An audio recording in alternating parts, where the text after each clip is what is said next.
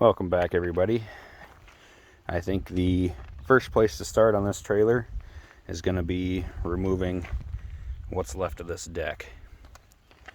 Now, being that I'm going to replace this angle plate, mainly just because it's been caught a few times, it's bent up, I think I'm just going to start by cutting that off, which means a weld here, all of them screws, I assume, and a weld here. Now, to do the cleanest dissection possible without actually cutting into this channel at all, just to get everything out of my way, I'm just going to cut right along the board here, and then I can come back later and cut these pieces off, just what's left here. That way I can get more of a gauge of height, and also maybe come from the inside and get a pry bar and kind of work this up as I'm cutting it. That way I'm not gouging into that steel. So upon further inspection, I was wrong earlier. There are screws about every 4, maybe 5 feet. And then we get to the back here, and obviously this plate has more of them in there. So we'll see if those want to come out. If not, we'll end up probably grinding the heads off them and get all these boards off of here. Well, I'm sure this is the first of many.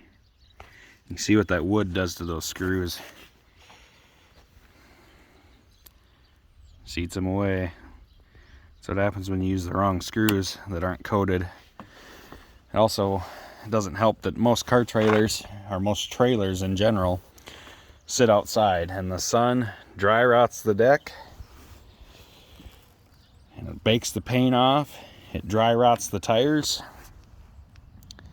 It's best to store them inside. I know a lot of people don't, but it's best if you can. If not, get a tarp to cover up the deck at least, and throw wheel covers on.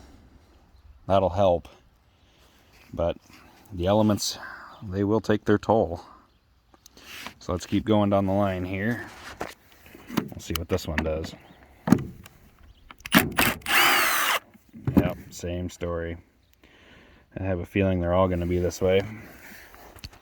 I did get plate cut on both sides, so I'll buzz down here, get all them off, get this plate out, I'll bring you back. Well, here's what we ended up with. A bunch of broken off screws.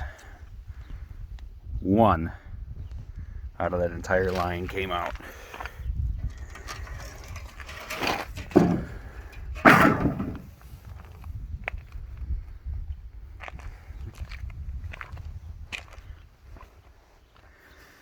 So I'll move up, try the ones up farther, but I'll be honest, I really don't have great hopes that they're going to be any better than that. Okay guys, I got the forklift out. That's warming up behind me. That's going to be my helper for these longer boards. Start prying these shorter ones out of here, so we can get them up high enough and get them walked out. That's kind of hard to do with one hand, but we'll get those pulled out, and then we'll pull these longer ones. I bet they actually put those in first, so we should probably pull the longer ones. We'll see what that does here. Try lifting up the longer one.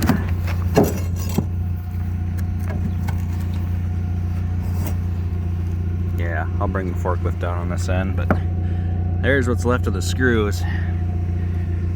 And that, if you can see under there yet, that is also why I'm gonna have this trailer sandblasted. We'll make it like new again. With the forklift in position, I'm just using the one fork here to hold this board up. I can walk down to where the next set of screws are.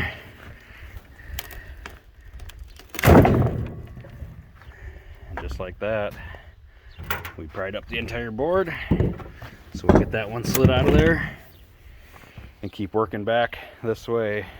I do apologize, guys. I know the shadows of the light this time of day are not the best. But I think you guys get the general consensus. We're just removing a bunch of boards here. So we'll keep after it. Well, here, if this isn't proof that the UV rays from the sun kill everything,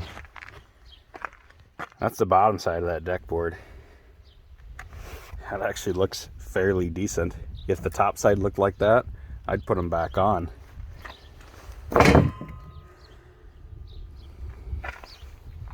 Well, I'm making progress here. It's not actually going too bad. We got quite a few boards on the trailer. Only had one break in half so far. And it looks like these were 2x8s. You had 4 2x8s, 1 2x6, 5 2x8s. That'd be your second 2x6.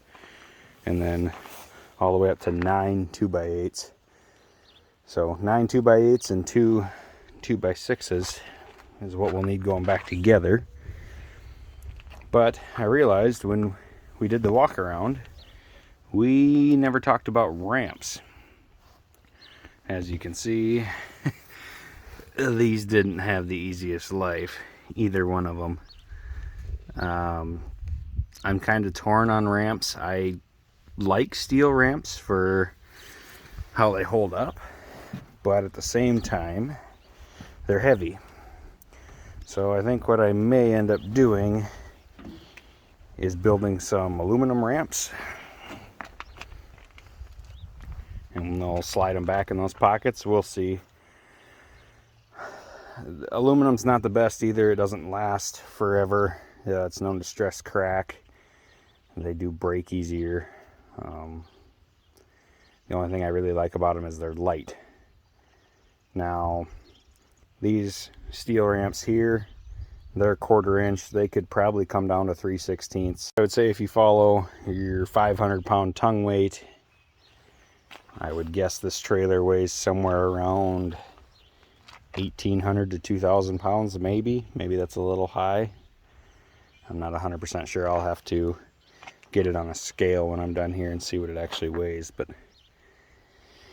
with your two 3,500-pound axles, that's 7,000 pounds, plus your tongue at 500. There you're rated for 7,500 minus the trailer weight. Realistically, you're looking at maybe 5,000 to 6,000 pounds on this trailer max. Now that's legal. I understand it will hold more. All right, guys, we have a strip trailer. So, you know, a couple things I didn't mention before. This is a 16-foot with a 2-foot beaver tail. So it's technically an 18-foot. Another thing we need to go over. I know we showed one broken leaf there, but after I got the deck off, I realized this one's broke.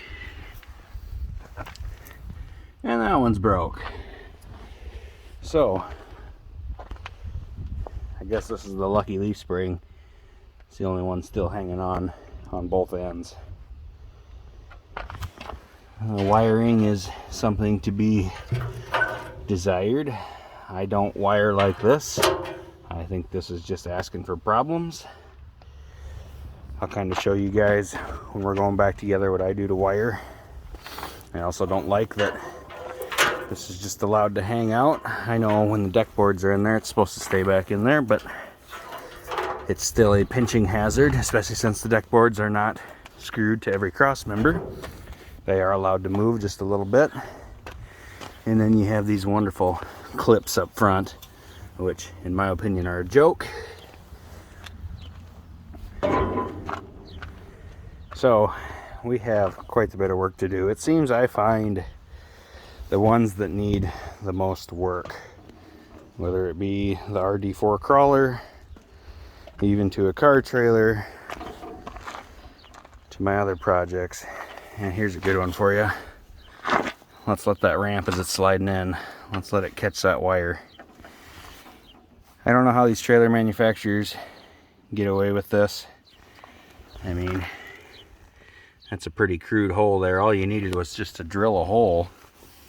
But instead they blow it through with a torch. No pride in anything anymore.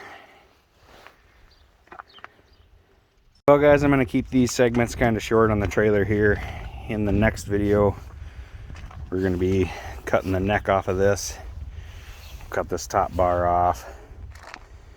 Start replacing all this stuff. So, thanks everyone for watching. We'll be back at this one. I got a pile of wood to go deliver.